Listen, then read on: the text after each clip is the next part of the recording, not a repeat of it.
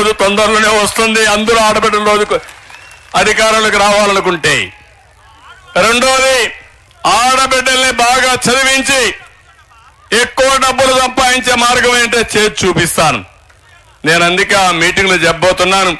రాబోయే రోజుల్లో మన నియోజకవర్గాన్ని ఒక ఆదర్శంగా తీసుకుని ఇండస్ట్రీస్ కానీ సర్వీస్ సెక్టర్ కానీ పెద్ద ఎత్తున ఏమేం చేయాలో చేసి దేశం గర్వపడే విధంగా కుప్ప అంటే శభాషని నిరూపిస్తానని చెప్పి కూడా నేను మీకు తెలియజేస్తున్నా. దానికి కూడా సారథులు మీరే. ఆ పగ్గాలు కూడా మీ చేతికి ఇస్తా. ప్రతి ఒక్క కుటుంబంలో మీరు ముందుకు రండి. ఆర్థికంగా మీకు ఇస్తా ఉంటాం.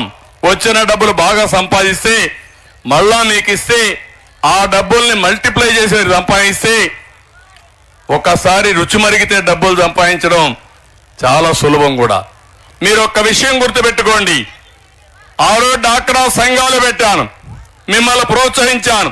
ప్రతి ఒక్క సంఘం దగ్గర డబ్బులు ఉన్నాయి. అదే మరి మీకు ఆవులు పట్టించాను, మీరే సంపాదించుకునే పరిస్థితికి వచ్చారు. అదే మరి ఐటీ ఉద్యోగాలు కావాలని పిల్లల్ని బాగా చదివించి ఐటీ పరిశ్రమలు తీసుకొచ్చాను రాష్ట్రానికి. ఇక్కడ చదువుకున్న వాళ్ళు విదేశాలకు వెళ్ళారు, అక్కడ ఉద్యోగాలు చేశారు. నేను అన్నాను, మీరు ఉద్యోగం చేయడం కాదు, ఉద్యోగాలు ఇచ్చే స్థాయికి రావాలని చెప్పి ఆ రోజు పిలిపిస్తే ఈ రోజు ఏ దేశం పైనా ఉద్యోగ కల్పనలో మన వాళ్ళు ముందున్నారంటే అది తెలుగుదేశం పార్టీ చూపించిన చొరవ. నేను చెప్పే మాటలన్నీ కూడా అసాధ్యమైన మాటలు కాదు, ఎన్నికల కోసం చెప్పే మాటలు కాదు.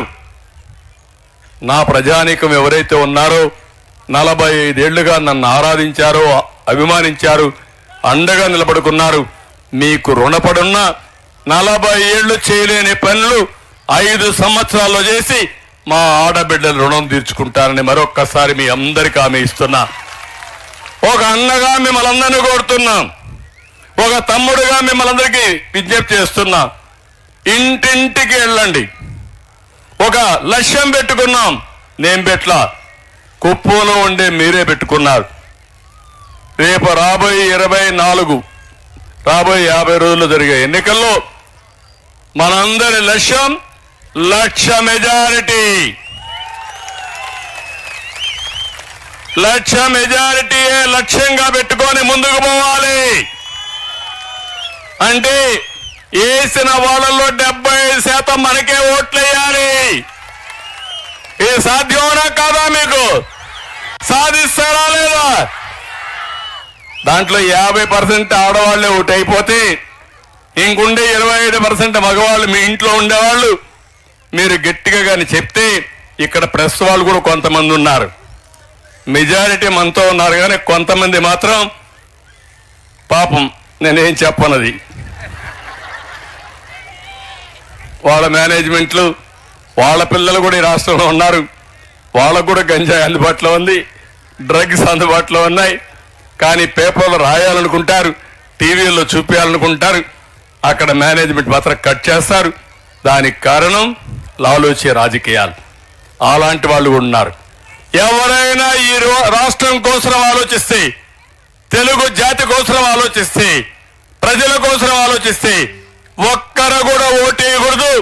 ప్రతి ఒక్కరు కూడా బాగా కర్రు కాల్చి వాత పెట్టే పరిస్థితి రావాలి. అడిగిన వాడికి ఓటు అడిగిన వాడిని.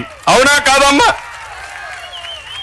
ఈ రోజు ఇక్కడ ఉన్నారు శ్రీనివాసులు ఎమ్మెల్సీ 30 రోజులు జైల్లో ఉండొచ్చాడు. బాధ ఇదా? ఎప్పుడన్నా ఇది చేశాడు, అరాచకాలు చేశాడు ఆయన? ఎక్కడన్నా మద్యం అమ్మాడా? లేకపోతే ఎక్కడన్నా భూకంపు గొడవ చేశాడా? ఎక్కడన్నా గ్రెనైట్ దొంగిలించిపోయాడా? నేను వస్తే నా మీటింగ్కి వచ్చాడని అక్కడ మీటింగ్ లో నా దగ్గరికి వచ్చి ఇచ్చేస్తామంటే మీరు ఎందుకు మా లీడర్ని దాడి చేస్తాను అడిగితే, మీరు అభిమానించే నాయకుడుగా నేను వచ్చి మీ సమస్యలు కనుక్కోవాలని వస్తే నా మీద దాడి చేసి అన్నా క్యాంటీన్ పెట్టనీయకుండా చేసి దాన్ని కూడా ఎక్కడికక్కడ చెడగొట్టి కడాన వెళ్ళి నేను పోతాను ఇక్కడి నుంచి 30 రోజులు జైల్లో పెడితే మొట్టమొదటిసారిగా నా జీవితంలో వాళ్ళు చూడడానికి జైల్లో పోయా. ఆ తర్వాత నాకేమైందో మీరే చూశారు. అవునా కాదా? మీకు బాధ లేదని అడుగుతున్నా. మీ ఇంట్లో బిడ్డ జరిగితే మీరు బాధపడరని అడుగుతున్నా. తప్పు చేయని తప్పుకు శిక్షేస్తే ఆ రోజు నేను చూశాను 70-80 కంట్రీస్లో నా కోసం అందరూ కూడా సహకరించారు. చాలా వరకు బాధపడ్డారు, ప్రపంచం అంతా బాధపడ్డారు. కానీ ఆ బాధ నాకుంది. కానీ నేను బతికేది మీకోసం, ఈ రాష్ట్రం కోసం, ఈ ప్రజల కోసం.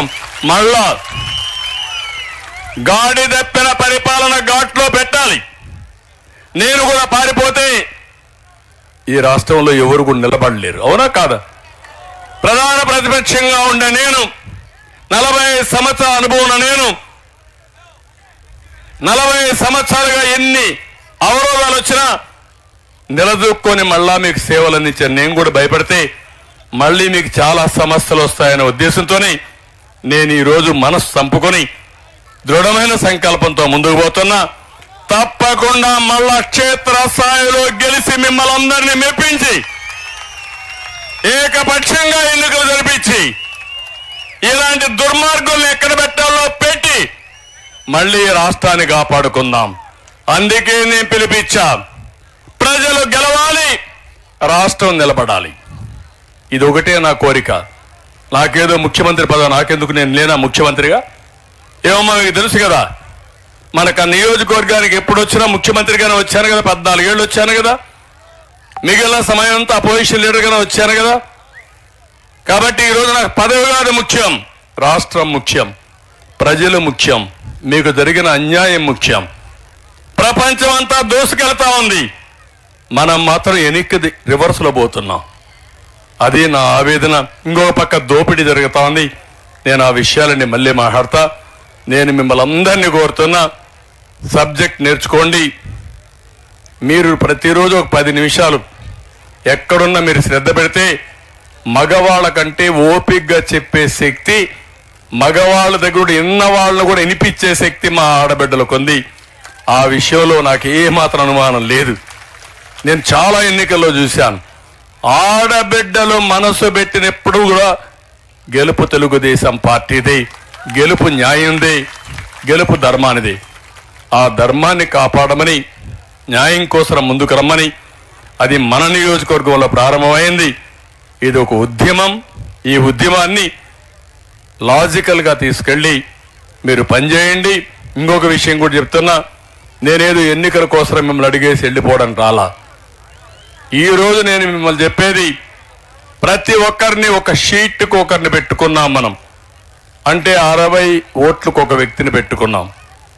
అందులో 20 కుటుంబాలు ఉంటారు. ఆ 20 కుటుంబాలకు ఒక ప్రతినిధిని పెడితే అందులో మా ఆడబిడ్డలే ఎక్కువ ఉండాలి. మీరే ఉంటే మీరు బాగుపడమే కాకుండా ఆ 20 కుటుంబాలని బాగు చేసే బాధ్యత మీకే అప్పచెప్తా. ఏం చేయాలని నేర్పిస్తా. మీ ద్వారా వాళ్ళ జీవితాల్లో కూడా వెలుగు తీసుకొచ్చేదానికి శ్రీకారం చుడతామని మరొక్కసారి మీ అందరికీ హామీ ఇస్తున్నా.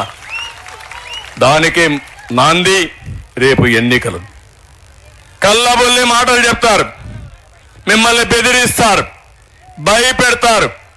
ఎన్నికల ముందు క్వార్టర్ బాటిల్ ఇస్తారు మీ పిల్లలకి, అవి తాగిన తర్వాత గంజా ఇస్తారు, అది అయిన తర్వాత డ్రగ్స్ ఇస్తారు. అంటే మన బతుకంతా కూడా వీళ్ళు చెప్పే ఏదో పనులు చేసి, నేరాలు ఘోరాలు చేసి మన జీవితాలు నాశనం చేసుకుంటాం. అలాంటి దానికి స్కోప్ ఇవ్వద్దని మాత్రం మిమ్మల్ని కోరుతున్నా. మీ పిల్లలను కూడా కట్టడి చేయండి. ఈ ఎన్నికల్లో వైఎస్ఆర్ కాంగ్రెస్ పార్టీకి ఎవరైనా పనిచేస్తే మన కుటుంబాలకే ద్రోహం చేసినట్టు, సమాజానికి ద్రోహం చేసిన వ్యక్తులు అవుతారు. ఈ విషయం చెప్తామని గట్టిగా చప్పట్లు కూడా చెప్పండి. అదే మరిగా వాలంటీర్లు ఉన్నారు, వాళ్ళకు కూడా చెప్పాలి. మీరు గట్టిగా చెప్పాలి, భయపడద్దండి. మీ పింఛన్లు తీయేస్తామనో, రేషన్ తీయేస్తామనో, లేకుంటే అది ఇచ్చామో ఇది ఇచ్చామని చెప్తున్నారు. ఎవరబ్బ సొత్తు కాదు, మీరు కట్టిన ట్యాక్సుల డబ్బుని 100 రూపాయలు లాక్కొని మీకు 10 రూపాయలు భిక్ష వేశారు. నేను అందుకే చెప్తున్నా, 100 రూపాయల్లో 100 రూపాయలు వేయం, దాన్ని తగ్గిస్తాం. తగ్గించడమే కాదు, వచ్చిన డబ్బులు మళ్ళా మీకు ఇచ్చి మీ ద్వారా పైకి తీసుకొచ్చే బాధ్యత, మీ ఆదాయాన్ని పెంచే బాధ్యత నేను తీసుకుంటానని చెప్పి మరొక్కసారి అందరికీ హామీ ఇస్తూ మీరందరూ కూడా ఇవన్నీ ఆలోచించండి.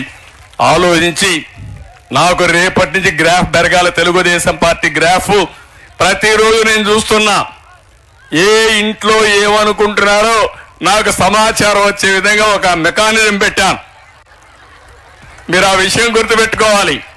ఈ రోజు మన వాళ్ళు 1,00,000 ఓట్ల మెజారిటీ వస్తాయని నాకు హామీ ఇచ్చారు. కానీ నేను చూస్తే హైయెస్ట్ మెజారిటీ వస్తున్నాం కానీ ఇంకా 1,00,000కి చేరాల్సిన అవసరం ఉంది. రాష్ట్రంలోనే ఎక్కువ మెజారిటీ వచ్చే నియోజకవర్గం కుప్పం ఈసారి రావాలి. ఆ గౌరవాన్ని మీరు కాపాడాలి. నా గౌరవాన్ని మీరు కాపాడండి. నేను మీ గౌరవాన్ని కాపాడి కుప్పం ప్రజానీకానికి ఏం చేయాలో చేసి నా నిజాయితీని చూపించుకుంటా. చేస్తారా? ఆడబిడ్డలను అడుగుతున్నా, సిద్ధమా అని మిమ్మల్ని అడుగుతున్నా. ఏదో చేశారని మేము సిద్ధం అంటాడు. ఏం చేశావు? నిన్నింటికి పంపించడానికి మా ప్రజలంతా సిద్ధం. అవునా కాదమ్మా ఆడబిడ్డలు? ఈ రోజు కూడా మీరు చూశారు, మనకేం బస్సులు లేవు, ఆర్టీసీ బస్సులు. స్వచ్ఛందంగా మీరు వచ్చారు. ఆర్టీసీ బస్సులు పెట్టుకొని అధికార యంత్రాంగాన్ని పెట్టుకొని బలవంతంగా తీసుకొస్తే పారిపోతున్నారు. 3 గంటలైనా ఆఖరేసినా మీరున్నారంటే, ఎండ కూడా లెక్కలేదంటే, లెక్క చేయకుండా ఉన్నారంటే అది మీలో ఉండే పట్టుదల.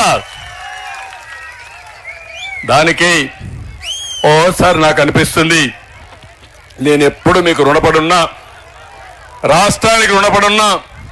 అందులో ఫస్ట్ రుణం మీ రుణమే. నాకు ఒక స్థావరం ఇచ్చి నన్ను మీ మనసులో పెట్టుకుని ఎప్పుడు ఎన్నికలు వచ్చినా మీరు ఒకే మాట చెప్పారు, మీరు ఎన్నికలప్పుడు రావద్దండి, మేమే ఎన్నికల్లో గెలిపిస్తాం, నామినేషన్లు మేమే వేస్తాం, అవసరమైతే ఉండి పెట్టి డబ్బులు వసూలు చేసి ఆ డబ్బులు ఖర్చు పెట్టి నన్ను గెలిపించిన ఈ కుప్పాన్ని ఏ విధంగా నేను మర్చిపోతాను? నా జీవితంలో మర్చిపోలేను. మీరెప్పుడు ఒకటే చెప్పేవాళ్ళు, మీరు ఎన్నికలప్పుడు టైం వేస్ట్ చేయొద్దండి, మీరు రాష్ట్రంలో తిరగండి, మీకోసం మేము తిరుగుతాం, గెలిచిన తర్వాత వచ్చి మాకు న్యాయం చేయండి, అభివృద్ధి చేయండి, సంక్షేమాన్ని ఇమ్మని చెప్పిన ఏకైక ప్రజానీకం మన కుప్పం నియోజకవర్గం అని చెప్పి కూడా నేను మీకు తెలియజేస్తున్నా. అలాంటి వారి కోసం తప్పకుండా ఈ 5 ఏళ్ళు అన్నీ చేసుకుందాం. ధైర్యంగా ఉండండి. నేను మళ్ళా చెప్తున్నా మీ అందరికీ, ఈ రోజుటి నుంచి మీరు ఎంతమందిని కన్విన్స్ చేస్తున్నారో నా కంప్యూటర్ రికార్డ్ అయిపోతుంది. ఎవరెన్ని చెప్పినా మీరు లెక్క పెట్టుకోవద్దండి. ఒకే మాట చెప్పండి. ఎవరన్నా చెప్తే మా చంద్రన్న చెప్పాడు, ఎవరైనా మా జోలుకు వస్తే సైకిల్ స్పీడ్ వేస్తాం, తొక్కుంటా వెళ్ళిపోతాం అని మరొకసారి మీరు చెప్పండి. ఆ తర్వాత ఎవరినో వస్తే ఆ పని చేయండి. కొంతమంది తాగుబోతు వస్తే పచ్చడి చేసి ముందుకు వెళ్ళిపోదాం. మనం చేద్దామా లేదా? ఎవరి జోలుకు మనం రాము, పోతామా? జోలుకు వస్తే మాత్రం వదిలిపెట్టాం. చెయ్యాలా లేదా? ఇది ధర్మాన్ని కాపాడడానికి మనం అందరం కూడా మన బాధ్యత మనం నెరవేర్చాల్సిన అవసరం ఉంది. అది చేయాల్సిందిగా మిమ్మల్ని కోరుకుంటూ మరొక్కసారి ఈ రోజు మాత్రం మిమ్మల్ని చూస్తే ఇక్కడే ఉండిపోవాలనిపిస్తుంది. కానీ మళ్ళా